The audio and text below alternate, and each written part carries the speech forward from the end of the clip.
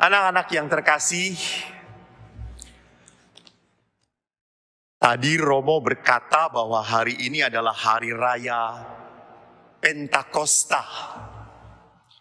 Kalau anak-anak baca kitab suci, dan Romo yakin anak-anak ini adalah anak-anak yang rajin,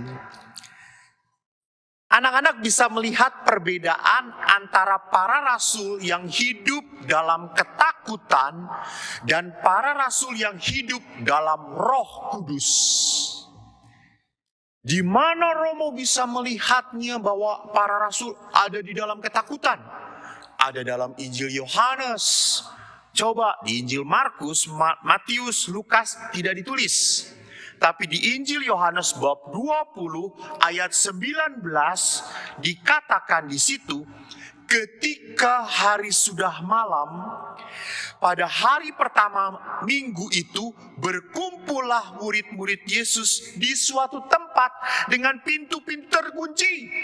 Karena mereka takut kepada orang-orang Yahudi. Jadi anak-anak Yohanes bercerita, para rasul itu kumpul malam-malam, takut, bukan takut ada hantu, bukan takut nanti dirampok, bukan. Mereka takut orang-orang Yahudi. Kenapa? Karena Yesus sudah ditangkap, dibunuh. Nah, para pengikutnya, termasuk rasul-rasulnya, harus ditangkap juga. Kan dia pengikut Yesus. Kalau pimpinannya mati, maka para rasul pun harus mati. Nah, itu yang membuat para rasul hidup dalam ketakutan. Mereka takut mati. Mereka takut kehilangan nyawa. Lalu seperti yang sudah dijanjikan oleh Yesus, kamu harus diam dan tetap berdoa. Aku akan memberikan penolong pada kamu. Setelah Yesus naik ke surga, berapa hari kemudian? 50 hari kemudian, maka disebut Pentakosta dari kenaikan Yesus ke surga. 50 hari kemudian Yesus mengutus Roh Kudus. Tadi dalam bacaan pertama didengarkan berupa lidah-lidah api. Kenapa api? Api itu kan membakar. Kenapa lidah? Karena lidah itu mewartakan. Jadi simbol lidah api itu memperlihatkan bahwa Allah itu tidak bisa didiamkan. Allah itu harus diwartakan, harus diceritakan. Karena Tuhan itu selalu memberi semangat. Tuhan itu selalu memberikan kekuatan. Tidak ada Tuhan itu yang memberikan kelemahan. Tidak. Tidak ada Tuhan itu yang memberikan kemalasan. Tidak. Kemalasan tidak dianugerahkan kepada anak-anak dari Tuhan. Bukan. Itu kuasa iblis. Gitu ya. Kalau kamu malas, Romo saya diberikan oleh anugerah Tuhan kesenangan untuk tidur. Itu kesenangan tidur, orang senang tidur, bukan anugerah dari Tuhan. Itu adalah roh kemalasan, roh iblis, kuasa jahat. Roh Allah itu seperti lidah api, membara, panas, berkobar.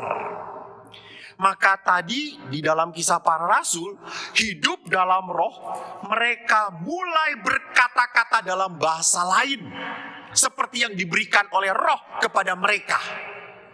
Padahal kan kita tahu toh, murid-murid Yesus kebanyakan adalah nelayan, pencari ikan, tidak berpendidikan. Lah kok mereka bisa memakai bahasa Parsia, Elam, Makedonia, semuanya mereka mampu. Jadi mereka dimampukan oleh Tuhan. Anak-anak, kerja Roh Kudus itu kok seperti tukang sulap ya. Kerja Roh Kudus itu kok seperti dahsyat, hebat gitu ya. Seperti film waktu pastor lihat keponakan. Pastor kan punya keponakan. Nggak tahu keponakan itu nonton apa. Dia berkata, berubah gitu ya. Jadi dia berubah jadi Spider-Man gitu. Jadi Batman. Jadi Black Man. Gitu. Kalau pastor sih jadi black man, bukan Batman, laki-laki hitam. Gitu. Jadi Roh Kudus itu seperti merubah orang dari bodoh jadi pinter, dari lemah jadi hebat. Nah, Superman itu kan dari orang yang nggak biasa aja, wartawan yang nggak bisa apa-apa, cupu gitu, tiba-tiba jadi hebat, jadi super. Apakah kerja Roh Kudus selalu seperti itu? Ya tidak juga sih gitu ya. Kalau begitu kan saya berarti belum pernah merasakan Roh Kudus. Karena dari dulu, dari kecil saya manusia biasa saja. Dan sampai sekarang masih biasa saja gitu ya. Kalau begitu pastor belum pernah kena Roh Kudus. Oh enggak, pernah. Saya dicurahi oleh Roh Kudus. Kalian juga sama, dicurahi Roh Kudus. Pada saat apa? Pembaptisan. Kita punya Roh Kudus. Hanya Roh Kudus itu sering mati. Kenapa mati? Karena kita tidak merawat Roh Kudus. Seperti bunga. Bunga ini kan mekar karena dirawat. Karena disirami, karena dipupuk, maka mekar. Roh Kudus pun sama. Harus dirawat. Jadi karya Roh Kudus itu ada di mana kalau begitu? Kalau tidak lewat hal-hal yang hebat, berubah. Dari mana? Karya Roh Kudus itu ada di hati. Di hati. Jadi karya Roh Kudus itu mendorong kita untuk mau berbuat baik. Karya Roh Kudus itu membuat kita mau berkorban. Itu karya Roh Kudus. Maka karya Roh Kudus itu seringkali sulit kita ikuti. Kenapa? Karena seperti Paulus mengatakan, kita itu, saya, Eko, kamu anak-anak, senangnya kan cari nikmatnya, cari enaknya. Coba mana? Lebih senang suruh main game atau tiduran? Atau tidurannya lebih dua-duanya enak gitu ya. Lebih senang main game atau belajar? Pasti kau berkata, senang belajar main game. Gitu ya. Tidak belajar sekolah, bukan belajar pelajaran. Pastor punya cerita menarik, ada kisah nyata yang baru pastor dengar. Ini adalah seorang anak remaja yang betul-betul dikuasai oleh Roh Kudus. Ada sebuah keluarga, papa mama, punya 3 anak.